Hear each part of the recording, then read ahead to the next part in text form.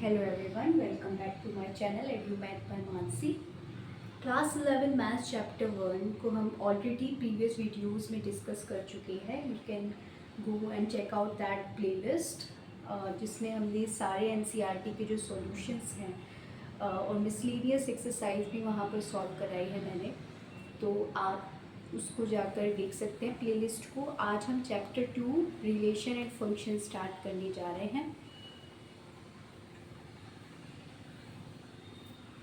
देखिए, ज़्यादातर जो मैथमेटिक्स है वो किस पे बेस्ड है? पैटर्न्स ढूंढना, to find a pattern. Okay, सबसे ज़्यादा जो मैथमेटिक्स है हम उसमें पैटर्न को ही फाइंड कर रहे होते हैं। जो भी क्वांटिटीज़ चेंज हो रही होती है उनके बीच लिंक को रिकग्नाइज करना, ये पैटर्न को फाइंड करना कहलाता है। और जैसे हम अपनी डेली लाइफ में बहुत सारे ऐसे पैटर्न्स हैं जो हम देखते हैं, जिन्हें हम रिलेशन का नाम देते हैं, जैसे कि brother and sister, mother and daughter, father and son, teacher and student, ये सभी रिलेशन कहलाते हैं। मैथमेटिक्स में भी हम बहुत तरीके के रिलेशन देखते हैं, जैसे कि आप यहाँ देख पा रहे हैं 3 इज़ लेस देन 5, ये दो नंबर्स के बीच में रिलेशन दिखा रहा है कि 3 लेस देन है 5 के, 100 इट्स ग्रेटर देन 99, तो ये 100 और 99 दो नंबर्स के बीच रिलेशन बताया है। Line L is parallel to line M, तो लाइन एल लाइन एम के पैरेलल है, तो ये दो लाइंस के बीच में रिलेशन यहाँ पर शो हो रहा है। Line L is perpendicular to line M, line L is perpendicular to line M, तो ये परपेंडिकुलर टू जो है ये क्या बता रहा है कि इन दो लाइन के बीच में एक रिलेशन है। A is a subset of B, दो सेट के बीच में एक रिलेशन कि ए के सारे एलिमेंट बी से आते हैं, तो ये एक तरीके का रिलेशन ही है। ठीक है, तो हम यहाँ देख रहे हैं कि कोई भी रिलेशन आ रहा है यहाँ पर involves pair of objects in a certain order, कि इसमें दो ही चीज़ें, दो ही ऑब्जेक्ट्स आप लेते हो किसी भी चीज़, दो चीज़ों के बीच में रिलेशन फाइंड आउट करने के लिए। जैसे 3 और 5 दो नंबर्स लिए, उनके बीच रिलेशन आया लेस देन का। लाइन के बीच में पैरेलल या परपेंडिकुलर का रिलेशन है, तो दो ही ऑब्जेक्ट की आपको ज़रूरत होती है, लेकिन एक सर्टेन ऑर्डर में होती है, एक डेफिनेट ऑर्डर होता है कि आप अगर 5 लेस देन 3 बोलोगे तो ये गलत हो जाएगा, है ना। तो ऑर्डर मैटर करेगा कि 3 इज़ लेस देन 5 लिख रहे हो तो 3 यहाँ पे लेस देन से पहले जो नंबर आएगा और बाद में आएगा, तो वो ऑर्डर मैटर करेगा। तो relation involves pair of objects in a certain order. तो इस चैप्टर में we will learn how to link pair of objects from two sets. ठीक है, कि दो सेट से जो ऑब्जेक्ट्स हैं, एलिमेंट्स हैं, उनको हम कैसे आपस में लिंक करें और फिर उनके बीच में हम रिलेशन इंट्रोड्यूस करें।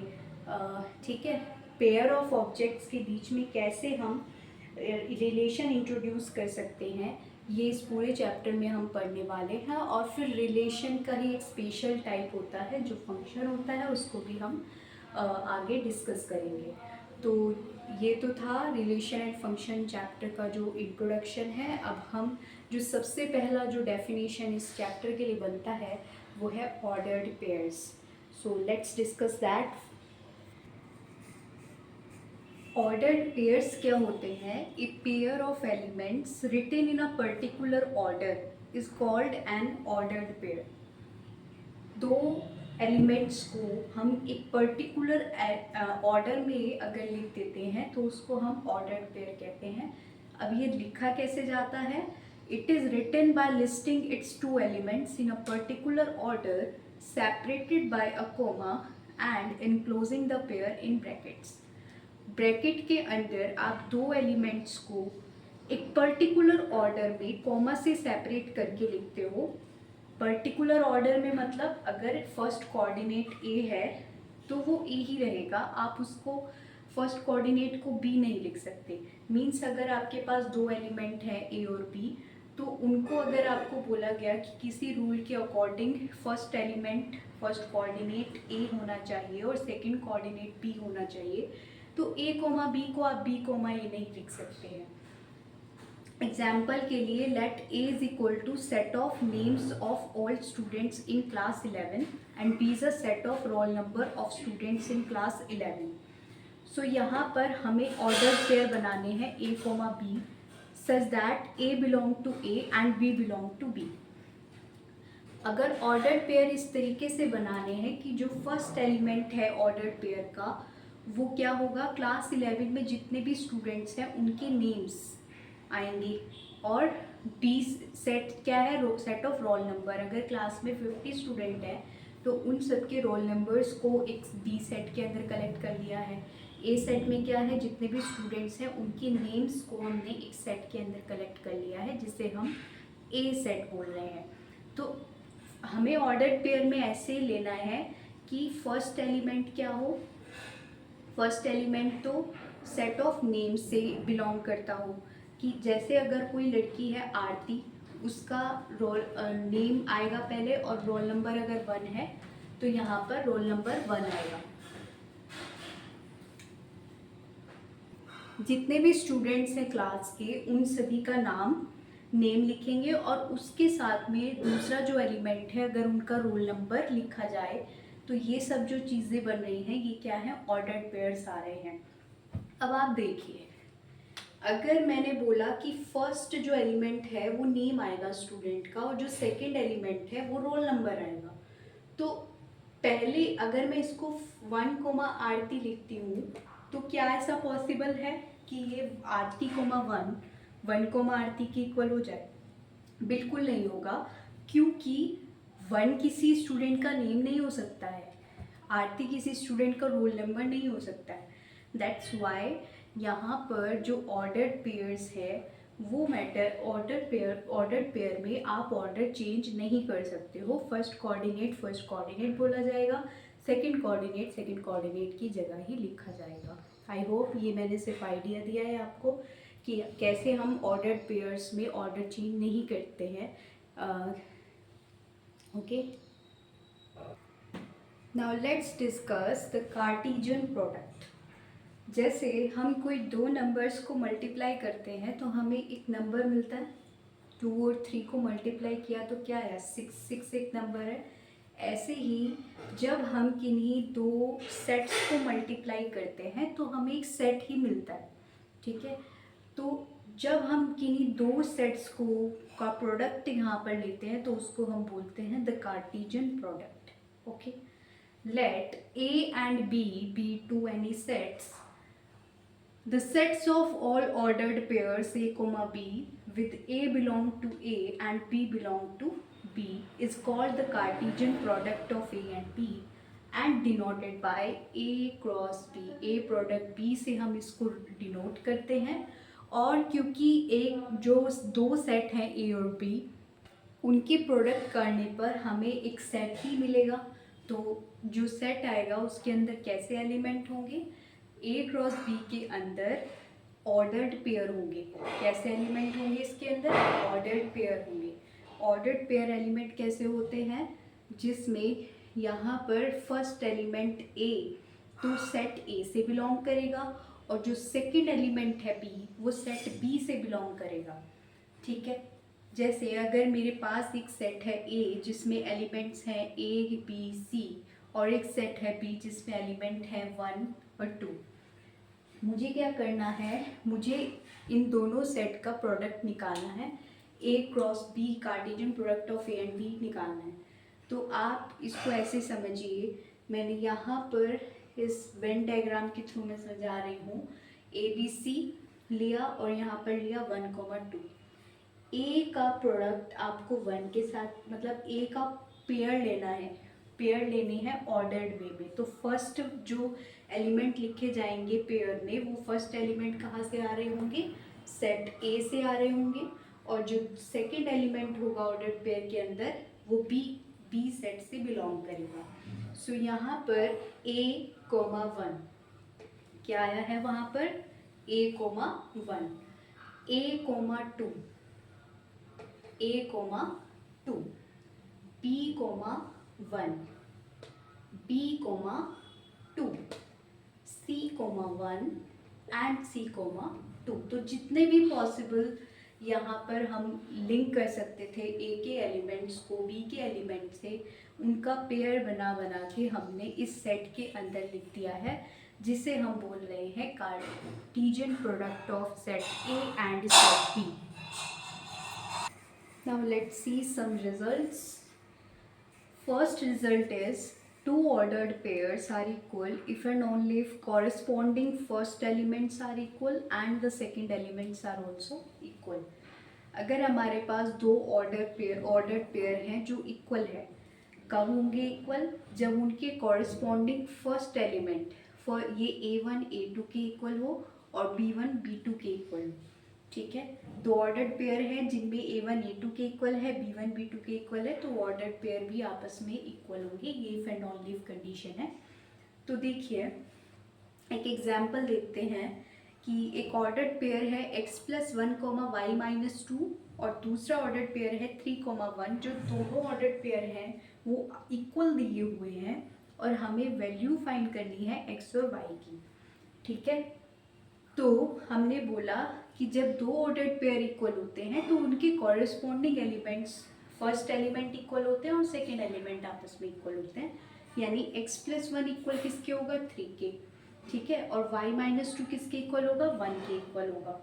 फर्स्ट एलिमेंट इस ऑर्डर्ड पेयर का फर्स्ट एलिमेंट इस ऑर्डर्ड पेयर के फर्स्ट एलिमेंट के इक्वल होगा, इस ऑर्डर्ड पेयर का सेकेंड एलिमेंट इस ऑर्डर्ड पेयर के सेकेंड एलिमेंट के इक्वल होगा। तो यहाँ से ये दो इक्वेशन आई हमारे पास, इनको हम सॉल्व कर लेंगे। 3 उधर 1 उधर चला जाएगा, माइनस का हो जाएगा, 3 - 1 = 2। सो x की वैल्यू हमारे पास आ जाएगी 2 और y जो है वो क्या होगा? 2 उधर चला जाएगा तो 1 + 2 दैट इज़ 3। तो y की वैल्यू आ जाएगी 3। तो इस तरीके से हम x और y की वैल्यू निकाल सकते हैं अगर हमें ऑर्डर्ड पेयर्स इक्वल दिए हुए।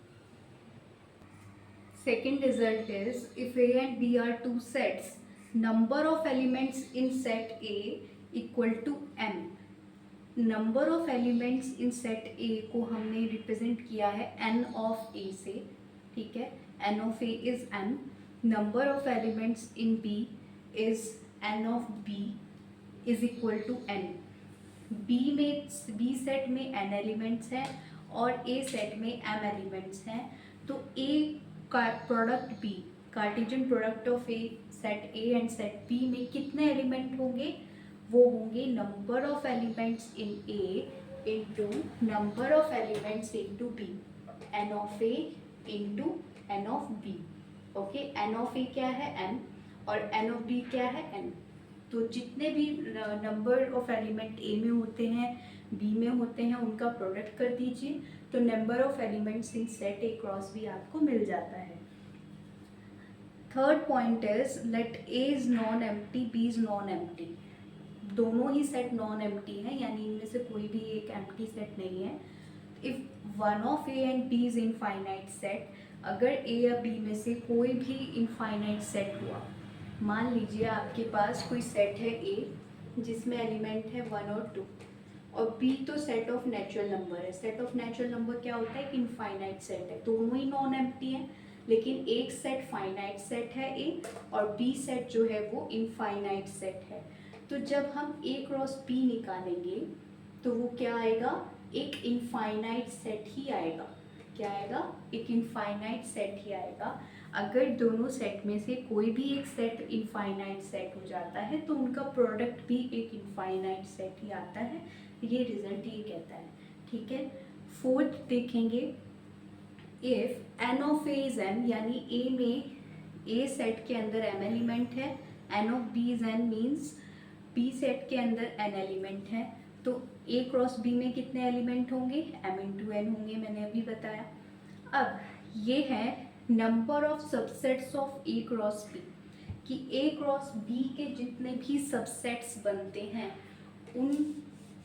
उनकी कार्डिनैलिटी यानी वो कितने नंबर में बनेंगे, ये ध्यान दीजिए। अब देखिए मैं आपको एक बताती हूँ, सेट्स वाले चैप्टर में वो हमने कवर नहीं किया था क्योंकि वो न्यू सिलेबस में नहीं है आई थिंक। तो यहाँ पर अगर कोई सेट है A, अगर मेरे पास है सेट 1, 2, ठीक है, सेट में एलिमेंट क्या है 1, 2। ध्यान से देखिएगा। तो मुझे इसके जितने भी सबसेट बनने, इस सेट के जितने भी सबसेट्स बनेंगे उनका एक सेट बनाना है। इस सेट के कौन कौन सबसेट बन सकते हैं? इस सेट का एक सेट तो बनेगा एम्प्टी सेट, क्योंकि हर सेट का एक सेट तो हमेशा हमें मिलता है, वो क्या होता है एम्प्टी सेट। एम्प्टी सेट तो हर सबसेट का सबसेट बनता ही बनता है। उसके बाद जो भी इसमें एलिमेंट हैं उन्हें सिंगल सिंगल लेकर एक सेट बना सकते हैं 1, 2, सिंगलटन सेट 1, सिंगलटन सेट 2। एक सेट वो खुद भी बन सकता है 1, 2। तो इस सेट के हमें 4 सेट सबसेट मिले हैं, empty set, singleton set 1, singleton set 2 और सेट ए 1, 2 जो ये खुद ही है। ठीक है, हर कोई सेट अपने आप का सबसेट होता ही है। अब इन सभी सबसेट्स को हमने एक सेट के अंदर कलेक्ट कर लिया है, जिसे हम बोलते हैं पावर सेट ऑफ ए। क्या होता है ये? Power set of A. Power set of A का मतलब होता है कि कोई भी सेट है उसके जितने भी पॉसिबल सबसेट्स हैं उन्हें एक सेट के अंदर आप कलेक्ट कर लेते हो, उसे ही हम क्या कहते हैं? पावर सेट ऑफ ए। अब पावर सेट ऑफ ए में कितने एलिमेंट होंगे ये किस पे डिपेंड करेगा? ए में कितने एलिमेंट हैं इस बात पे डिपेंड करेगा। यहाँ पर ए में कितने एलिमेंट हैं? यहाँ ए में एन ऑफ ए जो है वो क्या है 2। ए में 2 एलिमेंट हैं, इसलिए एन ऑफ ए इज 2। तो पावर सेट ऑफ ए में कितने एलिमेंट होंगे? एन ऑफ पी ऑफ ए होगा 2 की पावर 2 यानी 4। यहाँ क्या देख रहे हो आप? 2 की पावर 2 4 होंगी। तो एक जनरल फॉर्मूला लिख देती हूँ। If a set A has n element, अगर किसी सेट के पास में एन एलिमेंट है that is n of A is n, then power set of A, power set of A क्या होता है? Set of all subsets of A has 2 raise to power n element. यहाँ पर जितने भी एक ए में एलिमेंट होते हैं उसे 2 की पावर में लिख देते हैं, तो ये क्या आ जाता है? Set of all subsets of A में जितने एलिमेंट होंगे वो आ जाएंगे। N of P of A is 2 raise to power n. अब देखिए, मुझे बताना है कि A cross B Cartesian product of A and B में कितने एलिमेंट होंगे। आपने ए में एम एलिमेंट है, बी में एन एलिमेंट है, तो ए क्रॉस बी में एम इंटू एन एलिमेंट होंगे। तो ए क्रॉस बी में ए क्रॉस बी सेट के कितने सबसेट्स बन सकते हैं? उन सब जो जितने भी बनेंगे उन सभी को जब हम एक सेट के अंदर कलेक्ट कर लेंगे वो कहलाएगा power set of A cross B. Power set of A cross B की कार्डिनलिटी क्या होगी, यानी कितने नंबर ऑफ एलिमेंट होंगे power set of A cross B में? कितने होंगे? 2 की पावर जितने ए क्रॉस बी में एलिमेंट है। ए क्रॉस बी में एलिमेंट कितने हैं? M into N. तो 2 की power m into N is the number of subsets of A cross B. तो ये रिजल्ट आप ध्यान रखिएगा। एक और रिजल्ट है, if A is non empty and B is non empty then A non empty है और बी एम्प्टी सेट है। अगर कोई 2 सेट का कार्टेशियन प्रोडक्ट आप कर रहे हो, उनमें से एक सेट एम्प्टी सेट हो जाए तो उनका जो कार्टेशियन प्रोडक्ट आएगा वो भी एम्प्टी सेट आएगा, यानी कार्टेशियन प्रोडक्ट में कोई भी एलिमेंट नहीं आएगा। जैसे सपोज कीजिए ए हमारा है सिंगलटन सेट 1 और बी सेट है एम्प्टी सेट, और मुझे इसका कार्टेशियन प्रोडक्ट करना है। कार्टेशियन प्रोडक्ट करने का मतलब क्या होता है कि आप यहाँ से एक एलिमेंट, जो भी इसका एलिमेंट है 1, उसका ऑर्डर्ड पेयर लेने हैं जो इनके साथ पेयर बना के बी के एलिमेंट के साथ। अब बी के एलिमेंट में, बी सेट में तो कोई एलिमेंट ही नहीं है क्योंकि ये एम्प्टी सेट है, तो मैं किसके साथ ही ए की पेयरिंग करूँगी? ए के साथ ऑर्डर्ड पेयर में बी के कौन से एलिमेंट लिखूँगी मैं, जब इसमें कोई एलिमेंट ही नहीं है। तो जब कोई एलिमेंट ही नहीं है तो इसकी ऑर्डर्ड पेयर कोई नहीं आएगा, तो इसका मतलब ए क्रॉस बी एम्प्टी सेट होगा। ठीक है, ये क्लियर हुआ। अब हम एनसीईआरटी के एक्सरसाइज 2.1 डिस्कस करने जा रहे हैं। क्वेश्चन नंबर 1 कहता है कि if ordered pair x by 3 plus 1 comma y minus 2 by 3 equal to ordered pair 5 by 3 comma 1 by 3, find the values of x and y. सो यहाँ पर हमें दो ऑर्डर्ड पेयर्स दिए हुए हैं और वो दोनों ऑर्डर्ड पेयर्स इक्वल हैं, तो हमें एक्स और वाई की वैल्यू निकालनी है। तो देखिए हम जानते क्या है कि ordered pairs are equal if and only if corresponding first elements are equal and the second elements are also equal. So x by 3 plus 1 5 by 3 के इक्वल होगा और वाई माइनस 2 बाई 3 किसके इक्वल होगा, 1 बाई 3 के equal होगा। 1 जो है right hand side में जाके माइनस का हो जाएगा, एलसीएम लेंगे 3 तो हमारे पास आएगा 5 minus 3 by 3 which is 2 by 3। So x by 3 equal to 2 by 3, 3 से 3 कैंसिल हो जाएगा और हमें मिल जाएगा x की value 2। y minus 2 by 3 equal to 1 by 3, 2 by 3 right hand side में चला जाएगा जो प्लस हो जाएगा और एलसीएम आएगा 3, 1 plus 2 is 3, 3 by 3 is 1। So x की वैल्यू हमारे पास 2 आ गई है और y की वैल्यू 1 आ गई है। Question number 2 is, if the set A has 3 elements and the set B equal to the set 3, 4, 5, then find the number of elements in A cross B. तो A में कितने एलिमेंट दिए हुए हैं, n of A is 3 है ना, और set B में कितने एलिमेंट हैं, सेट B में हम देख पा रहे हैं 3 एलिमेंट हैं 3, 4, 5। So number of elements in B is 3, n of B is 3। अगर हमने बताया था कि n ऑफ ए एक A सेट के अंदर m एलिमेंट है, B सेट के अंदर n एलिमेंट है, तो A क्रॉस B सेट जो है उसके अंदर m इंटू n एलिमेंट होंगे, n ऑफ A और n ऑफ B का प्रोडक्ट हो जाता है, तब हमें A क्रॉस B के अंदर एलिमेंट मिल जाते हैं। Then number of elements in A cross B, that is NA cross B equal to NA into NB. NA is 3, NB is 3, so 3 into 3 is 9. So 9 इस क्वेश्चन का answer हो जाएगा। Question number 3 is, if G is the set having elements 7 and 8 and H is a set having elements 5, 4 and 2, find G product H and H product G. तो G product H का मतलब क्या है कि इसके अंदर वो सभी ऑर्डर्ड पेयर्स A, B आएंगे सच दैट A जो है वो G से बिलोंग करेगा और जो B है वो H से बिलोंग करेगा। तो आप देखिए अगर ये G है और ये H है, G के अंदर है 7 और 8 और H के अंदर है 5, 4, 2, तो G के एलिमेंट्स की पेयरिंग करनी है H के एलिमेंट्स के साथ। तो अगर 7 फर्स्ट एलिमेंट है तो उसके साथ सेकंड एलिमेंट क्या क्या हो सकते हैं, एक तो 5, 7, 5 आएगा इसके अंदर, ठीक है, 7, 4 आएगा, 7, 2 आएगा, 8, 5 आएगा, 8, 4, 8, 2। तो फर्स्ट एलिमेंट तो 7 और 8 रहेंगे, उसके साथ में H के जितने पॉसिबल एलिमेंट्स हैं उनके साथ पेयरिंग करनी है, बट ध्यान ये रखना है कि फर्स्ट एलिमेंट G का हो और सेकंड एलिमेंट H का होना चाहिए। ठीक है, यहाँ तक क्लियर है। अब बात करते हैं कि H क्रॉस G क्या होगा, H product G। H product G में भी ऑर्डर्ड पेयर्स ही आएंगे, है ना, तो लेकिन उसमें क्या होगा कि जो फर्स्ट एलिमेंट है वो तो सेट H से बिलोंग करेगा और जो सेकंड एलिमेंट B है वो G से बिलोंग करेगा। ठीक है, फर्स्ट एलिमेंट H से बिलोंग करेगा और सेकंड एलिमेंट G से बिलोंग करेगा। तो मैं इस बार कैसे पेयरिंग करूँगी इनकी, H यहाँ पर पहले जो सेट है वो क्या है H और दूसरा सेट है G। तो H के अंदर एलिमेंट है 5, 4 और 2 और G के अंदर एलिमेंट है 7 और 8। तो H के एलिमेंट्स जो भी H क्रॉस G के अंदर जो भी एलिमेंट आएगा उसमें जो ऑर्डर्ड पेयर होंगे उनमें फर्स्ट एलिमेंट H के एलिमेंट होंगे और सेकंड एलिमेंट G के एलिमेंट होंगे।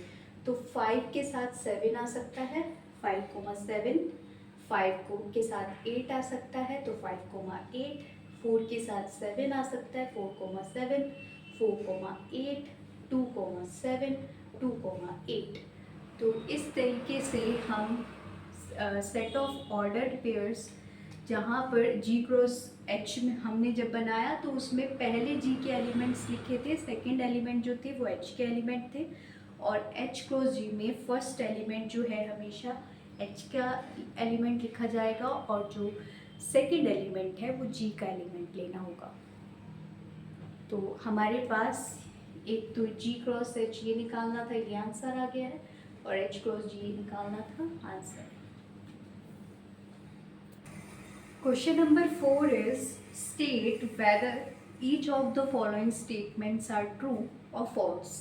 If the statement is false, rewrite the given statement correctly. ठीक है, कुछ स्टेटमेंट दिए जाएंगे, हमें बताना है कि वो ट्रू है या फॉल्स है, और अगर फॉल्स है तो हमें जो स्टेटमेंट करेक्ट स्टेटमेंट है उसको लिखना है।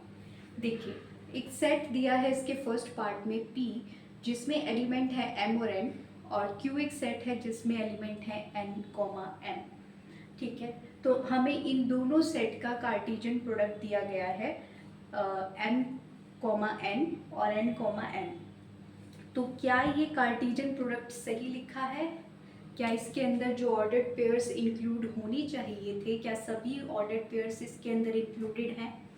देखिए, P एक सेट है जिसके अंदर एलिमेंट्स हैं M और N, और Q एक सेट है जिसके अंदर एलिमेंट्स हैं N और M। ठीक है, तो हमें इस सेट से, इस सेट में जितने भी पॉसिबल ऑर्डर्ड पेयर्स हैं वो सभी लिखने हैं P क्रॉस Q के अंदर। तो P क्रॉस Q के अंदर एक तो आएगा M, N, M की पेयरिंग करेंगे N के साथ में, वो आएगा एक आएगा M क्रॉस M, क्या आएगा M क्रॉस M, दूसरा आएगा N क्रॉस N, N, और फोर्थ आएगा N, M। ठीक है, इसमें M, N, M तो है, लेकिन M, N, तो प्रेजेंट है ही नहीं, तो इसका मतलब ये हमारा स्टेटमेंट जो दिया गया है वो फॉल्स स्टेटमेंट है। करेक्ट स्टेटमेंट क्या होगा वो लिखते हैं। Given statement is false since P cross Q जो आएगा वो क्या आएगा M, N, M, M, N, N and N, M। तो ये अगर ये दिया होता स्टेटमेंट तो ये ट्रू होता। ठीक है, हमने जो करेक्ट स्टेटमेंट है वो लिख दिया है। सेकंड स्टेटमेंट ट्रू है या फॉल्स है?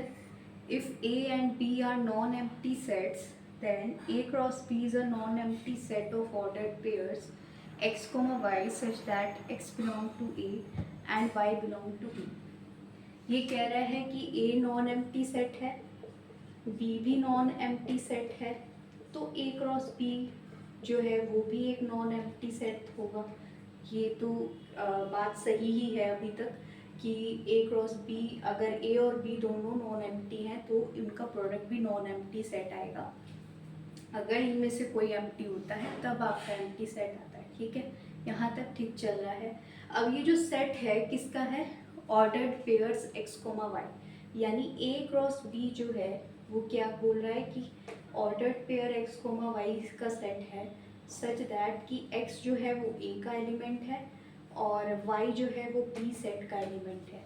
तो ये बात तो ट्रू है, सही है ना, क्योंकि जो हम सेट के अंदर एक कार्टेशियन प्रोडक्ट ऑफ सेट के अंदर रखते हैं, ऑर्डर्ड पेयर रखते हैं जिनमें फर्स्ट एलिमेंट फर्स्ट सेट से बिलोंग करता है और सेकंड एलिमेंट सेकंड सेट से बिलोंग करता है, तो this statement is true.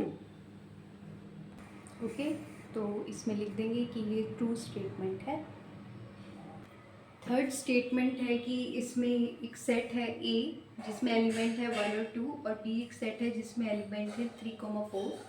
Then A cross B intersection empty set is empty set. ये कह रहा है स्टेटमेंट कि cartesian product of A and this set, जो ब्रैकेट में लिखा है B इंटरसेक्शन एम्प्टी सेट, इन दोनों सेट का जो कार्टेशियन प्रोडक्ट है वो एक एम्प्टी सेट आता है। ये स्टेटमेंट ट्रू है या फॉल्स है? This statement is true. क्यों है ट्रू? क्योंकि जब हम B इंटरसेक्शन एम्प्टी सेट निकालते हैं, B सेट क्या है 3, 4, और उसका इंटरसेक्शन निकालते हैं एम्प्टी सेट के साथ में, हम ये जानते हैं कि हम किसी भी सेट का इंटरसेक्शन एम्प्टी सेट के साथ लेते हैं, या एक्स ले लीजिए, तो वो एम्प्टी सेट ही आ जाता है। इंटरसेक्शन मतलब कॉमन एलिमेंट लेना इस सेट और इस सेट के बीच में। अब इसके अंदर तो कोई एलिमेंट होता ही नहीं है, तो फिर इंटरसेक्शन में आएगा ही क्या, ठीक है। तो कुछ भी कॉमन नहीं होता। किसी भी सेट का एम्प्टी सेट के साथ जब हम इंटरसेक्शन लेते हैं तो एम्प्टी सेट आता है। तो मैंने यहाँ भी यही लिखा है कि इस सेट का बी का जब आप एम्प्टी सेट के साथ इंटरसेक्शन लेते हो तो एम्प्टी सेट आएगा। अब आपको क्या करना है, ए और बी इंटरसेक्शन एम्प्टी सेट का कार्टेशियन प्रोडक्ट करना है। अब क्योंकि बी इंटरसेक्शन एम्प्टी सेट तो एम्प्टी सेट आएगा, और मैंने अभी बताया था कि किसी भी सेट का आप क्या कीजिए, ए क्रॉस बी आप निकाल रहे हो जिसमें एक सेट एम्प्टी सेट हो गया है, तो क्या हो जाएगा, ये एम्प्टी सेट ही आएगा। किन्हीं भी दो सेट का कार्टेशियन प्रोडक्ट जिनमें से एक सेट एम्प्टी सेट है तो उन दोनों सेट का कार्टेशियन प्रोडक्ट क्या आएगा, एम्प्टी सेट आएगा। ए एक नॉन एम्प्टी सेट है और एम्प्टी सेट एक एम्प्टी सेट ही है, तो एम्प्टी सेट के साथ जब कार्टेशियन प्रोडक्ट करते हो किसी भी सेट का तो क्या आता है, एम्प्टी सेट आता है। और यही हमने यहाँ पर स्टेटमेंट में हमें यही गिवन है कि इन दोनों का कार्टेशियन प्रोडक्ट एम्प्टी सेट आता है, तो दिस स्टेटमेंट इज ट्रू। देखिए, जब हम कार्टेशियन प्रोडक्ट करते हैं तो ज़रूरी नहीं कि केवल हमें दो सेट दिए जाएं ए और बी, उनका ही हम कार्टेशियन प्रोडक्ट कर सकते हैं। हम 3 सेट का कार्टेशियन प्रोडक्ट कर सकते हैं, 4 सेट का कार्टेशियन प्रोडक्ट कर सकते हैं, 5 सेट का। जो है हम फाइनाइट नंबर ऑफ सेट्स का कार्टेशियन प्रोडक्ट निकाल सकते हैं। अब ये क्या होता है, जैसे कि 2 सेट है उनका कार्टेशियन प्रोडक्ट क्या होता है, x, y, जहाँ पर x तो फर्स्ट सेट से बिलोंग करता है और जो सेकेंड एलिमेंट है वो b से बिलोंग करता है, दूसरे सेट से बिलोंग करता है। तो ऐसे ही अगर हमारे पास 3 सेट हैं a, b, c, इन तीनों का कार्टेशियन प्रोडक्ट हमें निकालना है, तो वो किसके इक्वल होगा, इसके अंदर जैसे इसके अंदर ऑर्डर्ड पेयर आते हैं, इसके अंदर ऑर्डर्ड ट्रिपलेट आते हैं। 3 ऑर्डर्ड ट्रिपलेट आते हैं, मतलब ऐसे ब्रैकेट के अंदर 3 एलिमेंट लिखे जाते हैं कॉमन लगा के, एक्स वाई जेड, जहाँ पे एक्स तो फर्स्ट सेट ए से बिलोंग करेगा, वाई बी सेट से बिलोंग करेगा, जेड सी सेट से बिलोंग करेगा। ऑर्डर मैटर करेगा यहाँ पे, ठीक है। तो यहाँ पर जो 5th क्वेश्चन दिया है उसमें बोला है कि if A is equal to the set having elements -1, 1, find A cross A. इसमें एक ही सेट को 3 टाइम्स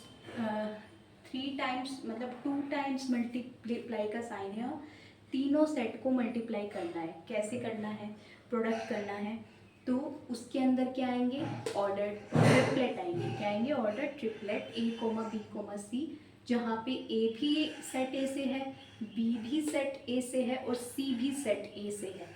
यहाँ पर ये जो केस बना है इसमें तीनों सेट ही इक्वल है। तो देखिए कैसे हम इसको निकालेंगे।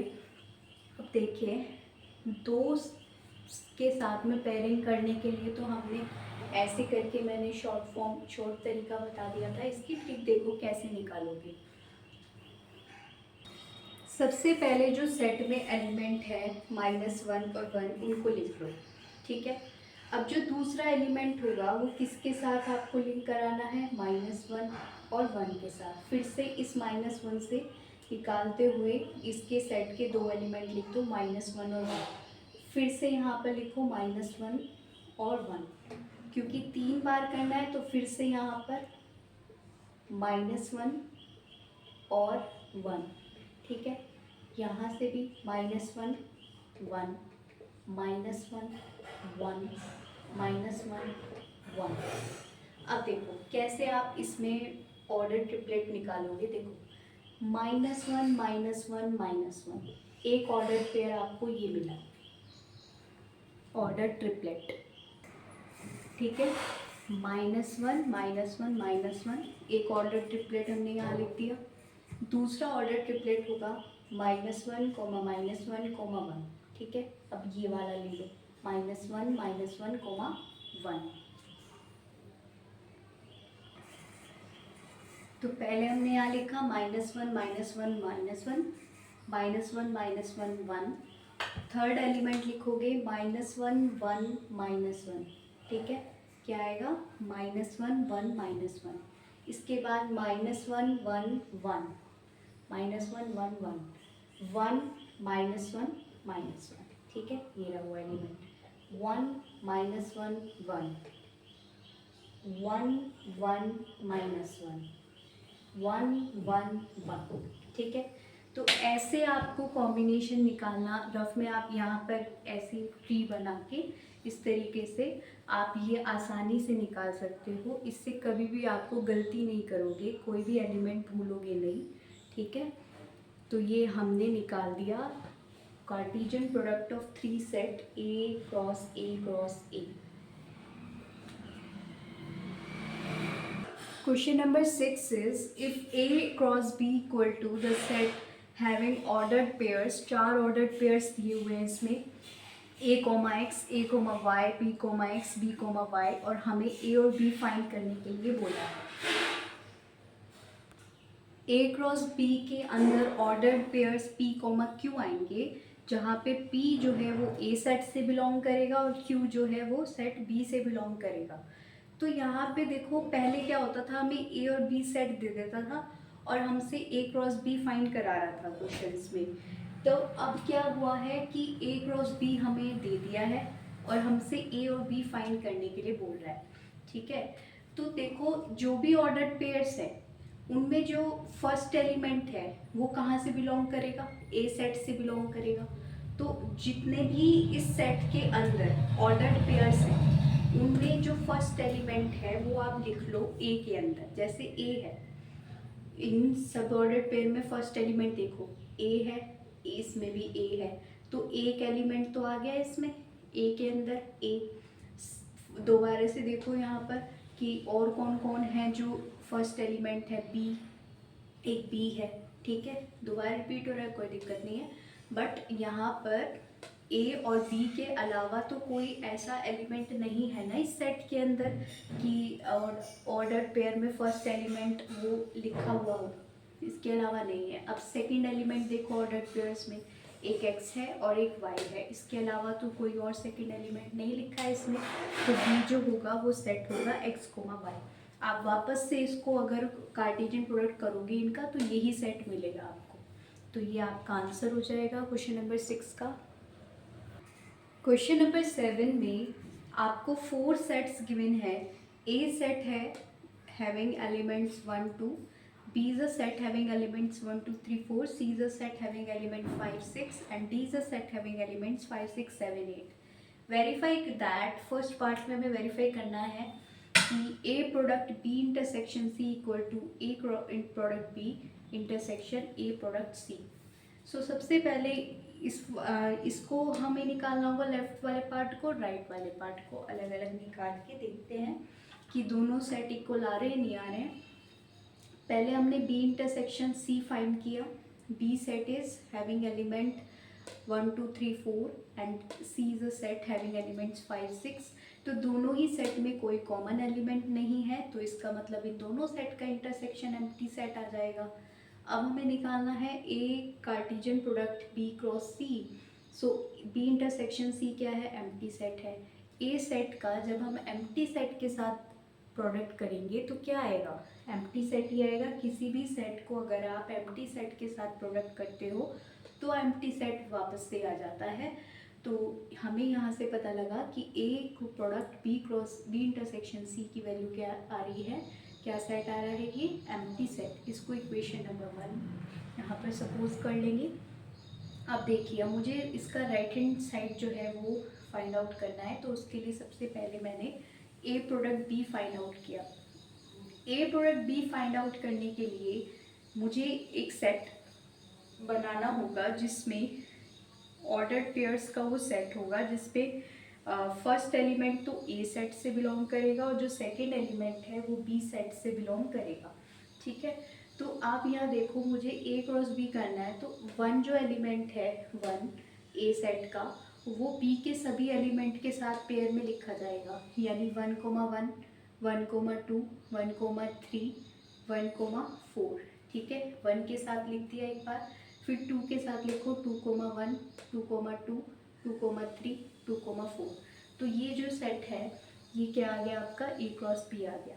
अब आपको A क्रॉस C निकालना है, तो ये भी ऑर्डर पेयर्स का सेट होगा जिसमें फर्स्ट एलिमेंट A से बिलोंग करेगा और सेकंड एलिमेंट C से बिलोंग करेगा। तो आपको लिखना है 1 के साथ क्या लेने हैं, C के एलिमेंट लीजिए 1,5, 1,6, 2,5, 2,6। तो ये A क्रॉस C आ गया। अब इन दोनों सेट का इंटरसेक्शन क्या होगा, इन दोनों सेट में जो कॉमन एलिमेंट है वो आ जाएगा। अब देखो क्या इन दोनों सेट में कोई कॉमन एलिमेंट है, 1,1 इसमें है इसमें नहीं है, 1,2 इसमें है इसमें नहीं है, 1,3 इसमें है इसमें नहीं है, 1,4 इसमें है इसमें नहीं है, ये एलिमेंट भी नहीं है इसमें, ये भी नहीं है, ये भी नहीं है, ये भी नहीं है। और इसके मतलब कोई भी एलिमेंट दोनों सेट के अंदर कॉमन नहीं है। इसका मतलब इन दोनों सेट का इंटरसेक्शन क्या आएगा, एम्प्टी सेट आएगा। दोनों ही सेट एम्प्टी सेट के इक्वल आ रहे हैं, इसका मतलब इक्वेशन 1 और इक्वेशन 2 से दोनों ही सेट इक्वल हो जाएंगे। तो A cross B intersection C किसके इक्वल आएगा, A cross B intersection A cross C। Hence we have verified this first part of question number 7। Seventh question के सेकंड पार्ट में हमें वेरीफाई करना है कि A cross C is a subset of B cross D। तो सबसे पहले तो A प्रोडक्ट C आपको फाइंड करना होगा। A प्रोडक्ट C निकालने के लिए आपको ऑर्डर्ड पेयर्स लेने होंगे सेट के अंदर, जिसमें फर्स्ट एलिमेंट A सेट से बिलोंग करेगा और जो सेकेंड एलिमेंट है वो C सेट से बिलोंग करेगा। सो यहाँ पर पहला 1 के साथ में आपको कौन कौन से एलिमेंट लेने हैं, 1 के साथ 5, 1,5, 1,6, 2 के साथ 5, 2,6। ठीक है, तो ये A क्रॉस C आ गया। B और D के साथ B क्रॉस D निकालना होगा, तो B क्रॉस D के अंदर ऑर्डर्ड पेयर्स लेने हैं। फर्स्ट एलिमेंट B का होगा और सेकंड एलिमेंट D का होगा। तो 1 के साथ में D के सभी एलिमेंट को पेयर करके लिखिए ऑर्डर्ड में, 1,5, 1,6, 1,5, 1,6, 1,7, 1,8, 2,5, 2,6, 2,7, 2,8। ठीक है, अब 3 के साथ B के साथ B क्रॉस D निकाल लेना, तो 3 क्रॉस 3,5, 3,6, 3,7, 3,8, 4,5, 4,6, 4,7, 4,8। तो यहाँ आप देखो A क्रॉस C हमने निकाल लिया, B क्रॉस D निकाल लिया है। 1,5 B क्रॉस D के अंदर है, 1,6 भी B क्रॉस D के अंदर है, 2,5 भी B क्रॉस D के अंदर है और 2,6 भी B क्रॉस D के अंदर है। क्योंकि A क्रॉस C के सारे एलिमेंट B क्रॉस D के अंदर प्रेजेंट है, इसलिए A क्रॉस C सबसेट होगा B क्रॉस D का। अगर किसी सेट के सारे एलिमेंट किसी अनदर सेट के अंदर होते हैं, अगर इस सेट A के सारे एलिमेंट इस B के अंदर बिलोंग करते हैं, तो हम क्या कहते हैं कि A is a subset of B।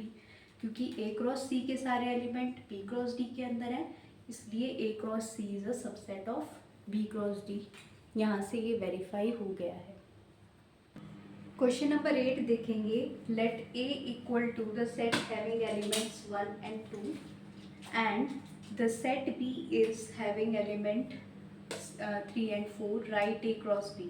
सबसे पहले तो हमें A और B का जो कार्टेशियन प्रोडक्ट आएगा वो एक सेट आएगा, उसको लिखना है। कैसे लिखेंगे कि जो A के एलिमेंट हैं वो पहले लिखे जाएंगे ऑर्डर पेयर में और दूसरे जो एलिमेंट है वो B का एलिमेंट होगा। यानी अगर मैं 1 के साथ देखूं तो क्या क्या पॉसिबिलिटी है ऑर्डर पेयर बनने की, 1,3 और दूसरा है 1,4।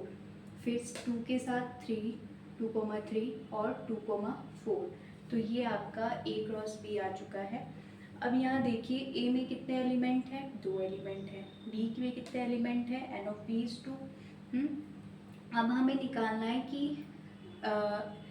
A क्रॉस B में कितने एलिमेंट है, number of element in this set. ये तो साफ ही दिख रहा है, वैसे 4 है।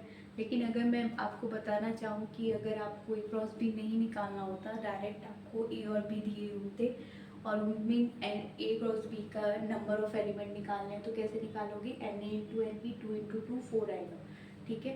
तो n of A cross B यानी ए क्रॉस बी में नंबर ऑफ एलिमेंट होंगे 4। अब हमें क्या निकालना है कि ए क्रॉस बी के जितने भी सबसेट्स बन सकते हैं, भाई कोई भी सेट है, आप मानो 1,2 है, ठीक है, इस सेट के जितने भी सबसेट बनते हैं उनको मैं एक सेट के अंदर कलेक्ट करती हूँ, उस सेट को मैं क्या बोलती हूँ, पावर सेट ऑफ ए। हमने अभी देखा था कि इस सेट के 4 सबसेट बनते थे, 5, सिंगलटन 1, सिंगलटन 2 और ये सेट खुद ए, ठीक है। तो पावर सेट ऑफ ए में क्या आते हैं, इस सेट ए के सारे जितने भी सबसेट बनते हैं उन सबको एक सेट के अंदर कलेक्ट कर लेते हैं।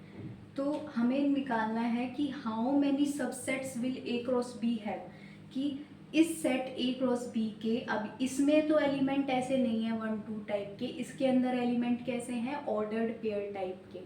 ऑर्डर्ड पेयर टाइप के एलिमेंट इस सेट के अंदर हैं, 4 एलिमेंट हैं और हमें बताना है कि इस सेट्स को लेकर जिसमें 4 एलिमेंट हैं हम कितने सबसेट बना सकते हैं। सबसेट मतलब कि इस सेट के एलिमेंट को ले, थोड़े थोड़े एलिमेंट लेकर हम कितने सेट और बना सकते हैं। तो number of subsets of A cross B मतलब कि power set of A cross B जो होगा, जिसमें क्या होगा, जितने भी सबसेट बनते हैं क्रॉस बी के वो आएंगे, उसकी कार्डिनैलिटी निकाल लो, उसमें जितने नंबर ऑफ एलिमेंट होंगे वही क्या होंगे, number of subset of A cross B क्या होते हैं, 2 की पावर में लिखा जाता है जो भी सेट की कार्डिनैलिटी होती है। जैसे अगर ए में अगर 2 एलिमेंट हैं तो पावर सेट ऑफ ए में क्या होगा, 2 की पावर 2, 2 की पावर जिस भी सेट पावर सेट निकालना है, जैसे अगर ए में हमारे n एलिमेंट है, ठीक है, तो पावर सेट ऑफ ए में क्या होता है, 2 की पावर n एलिमेंट होंगे। ए क्रॉस बी में यहाँ पे 4 एलिमेंट हैं तो power set of A cross B में कितने एलिमेंट होंगे, 2 की पावर 4, ठीक है। ए क्रॉस बी में जितने एलिमेंट हैं उसको पावर में लिख दोगे तो यहाँ पे 2 की पावर 4 क्या होगा, 16, यानी कि ए क्रॉस बी के कितने सबसेट बनेंगे, 16 सबसेट बनेंगे। और इन सबसेट्स को एक सेट के अंदर कलेक्ट कर लो, उसको क्या बोलते हैं, power set of A cross B. अब उन सभी जितने भी सबसेट बनते हैं ना इसके, उनको हमें लिस्ट करना है, ठीक है। तो कैसे करेंगे, देखो हर सेट का एक सबसेट तो हमें हमेशा मिल जाता है, एम्प्टी सेट। अब उसके बाद देखो कौन कौन से सबसेट बन सकते हैं इसके। सबसे पहले जो भी इस सेट के अंदर एलिमेंट है इसके सबसेट बनाने हैं ना हमें, तो एक एक एलिमेंट लेके, सिंगल सिंगल एलिमेंट लेके पहले सेट लिख दो। जैसे ये एक एलिमेंट है इसका ऑर्डर्ड पेयर 1,3, इससे एक सेट बना दो। ऑर्डर्ड पेयर 1,4 से एक सेट बना दो। ऑर्डर्ड पेयर 2,3 से एक सिंगलटन सेट बना दो। ऑर्डर्ड पेयर 2,4 से एक सिंगलटन सेट बना दो, ठीक है। तो सिंगल सिंगल एलिमेंट लेके हमने 4 सबसेट इसके बना दिए हैं। अब 2-2 एलिमेंट लेके सेट बनाओ। पहले हमने क्या किया, 1,3 और 1,4 को सेट के अंदर लेकर एक सेट बनाया है। 1,3 के साथ पहले 1,4 ले लिया, फिर 1,3 के साथ 2,3 लेके एक सेट बना दिया, 1,3 के साथ 2,4 लेके एक सेट बना दिया है। अब 1,3 के साथ जितने भी 2-2 सेट बन सकते थे, 2-2 एलिमेंट वाले सेट बन सकते थे वो हमने बना दिए। अब 1,4 के साथ 2-2 एलिमेंट वाले सेट बनाएंगे।